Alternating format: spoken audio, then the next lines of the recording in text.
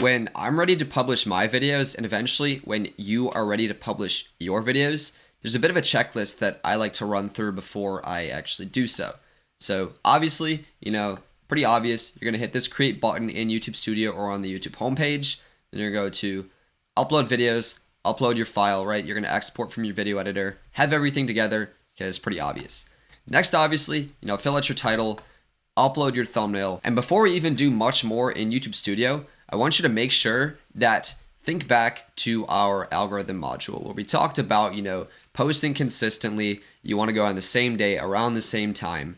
Think about that. If you're going to post every week, make sure you are posting on the exact same day to bring back that loyal audience of yours to give your video that initial boost. To be honest, the day itself does not matter. In general, more people watch YouTube on the weekends, but really it won't make too much of a difference. Just pick a day of the week, whether it's every week, every 2 weeks, every month, whatever. Just pick a day. And then as for times, you can actually view the times your viewers are most active on YouTube in YouTube Studio. If you go to Analytics, Audience, and YouTube Studio will actually give you a little diagram like this. However, I use vidIQ, obviously. If you go to vidIQ.com/InnateWealth, you can get your first month for $1.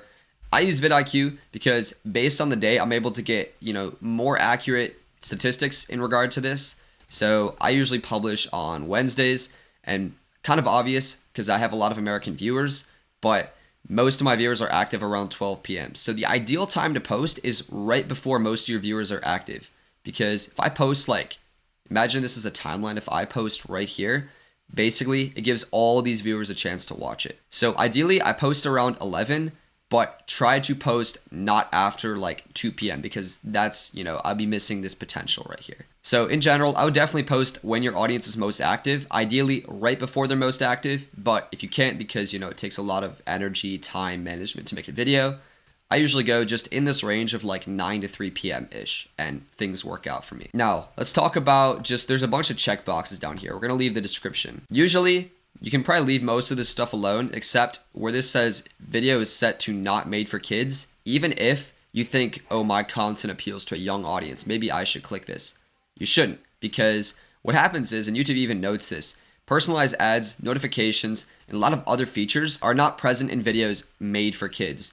And realistically, if you check, yes, it's made for kids, it's a little misleading because then it pretty much appears on the YouTube Kids app, which, unless you're really making content for toddlers, realistically, an audience that you can market stuff to and sell things to and get sponsors and all this stuff we want to do is just not present if you're going to check, yes, it's made for kids. So always hit no matter what. If your video contains a sponsor, that doesn't mean an affiliate link. If your video contains a sponsored segment or is a dedicated video, you have to click this. Not a big deal, just shows it at the start of the video, in a little, thing up top. And other than that, I would just make sure your video category is set to, something relevant. I personally do education because my videos are obviously, education. It's going to vary based on your channel's niche and whatever the video is. Don't think too much into this, just whatever's relevant.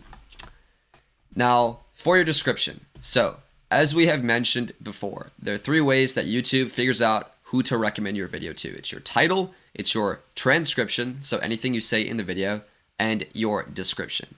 So the way I like to utilize my description, I like to do a couple things.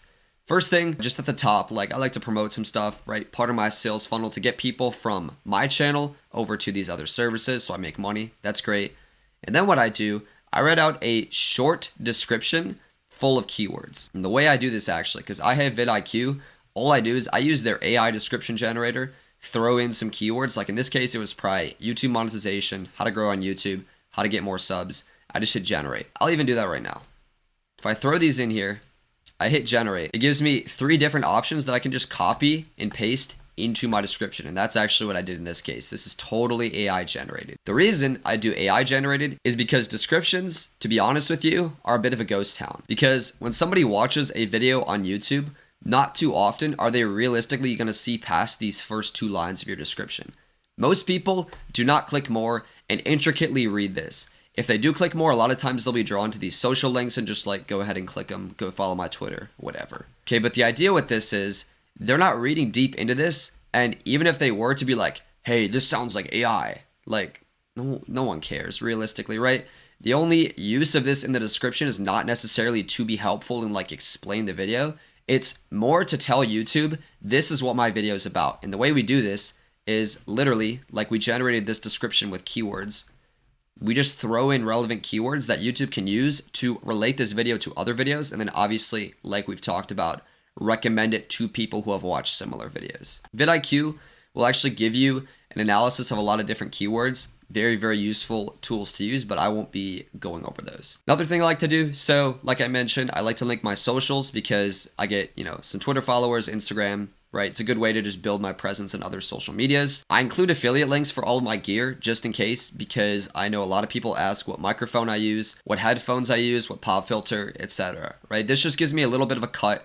Usually this generates me about like $100-200 every month or so. So it's not a lot, but it's something. I won't complain. Chapters. So if you're not familiar with chapters are these things in videos where it basically sections out your video.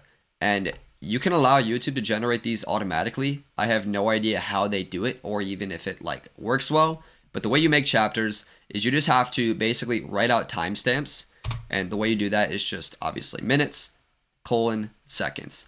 And you have to start with 0 minutes, 0 seconds, and your chapters have to be a minimum of 10 seconds long. So I have this one here, then at 23 seconds, another 57 seconds, a minute 48 seconds. Pretty simple. You just have your timestamp and then you have a short description. Not sure quite how long it can be, but just keep it reasonable.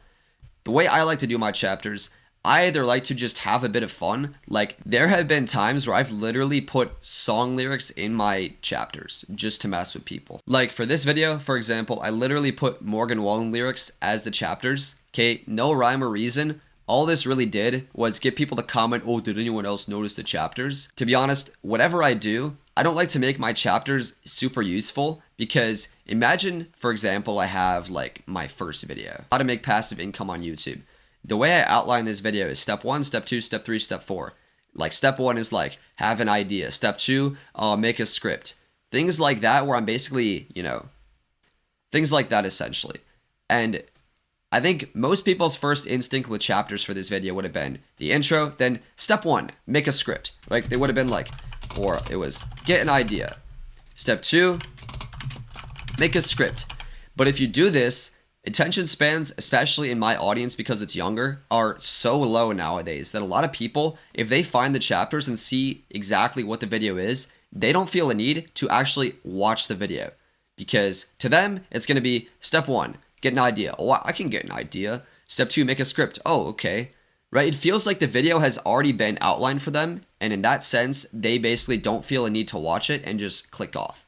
So if you're going to put chapters in, I like to be very, very vague. Like for example, right here, box is referring to packaging, like a title and thumbnail.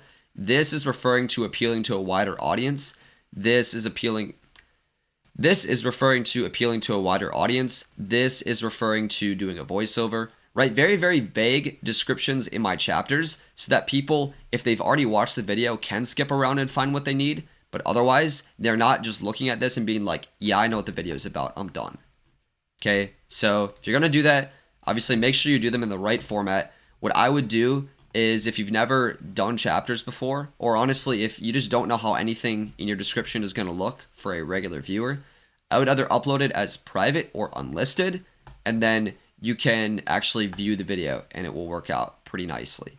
Okay, it's a great way to share your video with friends before you've released it too, is make it unlisted, because if it's private, no one else can view it. But if it's unlisted, you can basically share a link to people and they can view the video, which is nice. Last couple things here. So this related videos section, we've already talked about how YouTube recommends videos to viewers that watch similar content. So this is a way of increasing what we call SEO, or search engine optimization.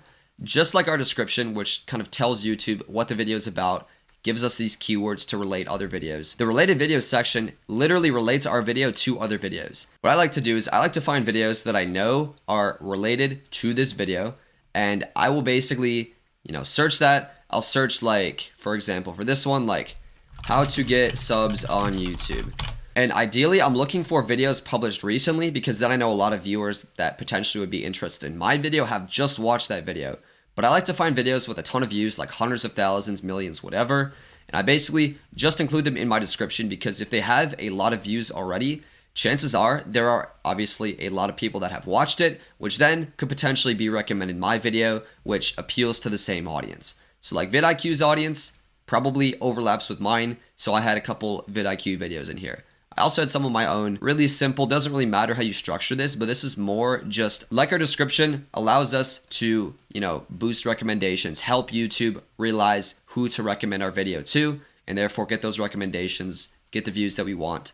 And really, right, you can say, oh, this is a lot, like, do I need to do this? But it's really not that much work. It probably takes 10 minutes to do this. No matter how much it helps, if it even helps a little bit, it's worth it because it takes like no time. Obviously, I credit my designer, my editor, of course, Mauricio's great. This guy's also good. And then I include these 3 hashtags at the bottom. The reason I include 3 is because when you publish a video, notice how only 3 hashtags appear up here. You could have 6 hashtags, you could have 10, but only 3 appear up here. Nobody I've talked to knows if they actually help. But just like anything in your description, if it takes you 5 seconds and it maybe helps you, then who knows? Maybe it'll be worth it. Maybe not. But then it's like 5 seconds, it doesn't matter. The last thing I want to talk about is actually tags. And YouTube themselves even says that it's useful if content in your video is commonly misspelled, right? So they're referring to when YouTube scrapes your video, right? Your transcription, your description, your title. If stuff is misspelled, then tags can actually, be pretty helpful. Otherwise, right, you're probably just repeating stuff that's in your video, in your description, whatever. Again, though, putting tags does not take long. And if it does even help you a little bit, then it's worth to do it. In vidIQ, we'll actually recommend you tags, and there's a button usually called Boost Your Video. And it gives you all of these tags with different ratings for them, and all you got to do is just hit all these buttons till you have 500 characters. Maybe it doesn't help for certain videos, maybe it does for your video, but at the end of the day, if it helps a little bit, it takes you 5 seconds, and it is worth it. And once you have all of that, you're one step away from publishing because like we've talked about, the goal with our content is not only to make it good, keep viewers to stay, obviously maybe funnel them other places, but also to keep them coming back to our content and watch other videos. And a really great way of doing this, if you make an end screen, right, there's a little button. Sometimes there's going to be a little panel whenever you're publishing a video. So for end cards, obviously at the end of your videos, like we've talked about, for this video, for example, okay, now that you know how to get 100,000 views on your video, you're going to want to know how to use that to go full time with YouTube and make a ton of money. So go watch this video next. Okay, you're going to say something like that. When you start talking, you're going to have this end screen element fade into the screen. You can move it around, you can size it, whatever. Have it appear at the right place. I believe end screens need to be a minimum of 5 seconds, but just whatever fits with the video, as long as it's over 5 seconds. And make sure you're clicking this thing down here to pick a specific video. Some people I see will click most recent upload because they just want to CTA to obviously their most recent upload. But if they upload another video, most recent upload is literally just going to go to the most recent upload. So really what you want to do is click a specific video, and obviously then it's a more effective CTA because then you're saying, hey, go watch this other video, and it's just one click away for a viewer, right? Not much to it. Just get the video published, make sure it's on the right day. And these strategies that I use to benefit my SEO, they're available and they take like 5-10 minutes to do. So I would definitely take advantage of them.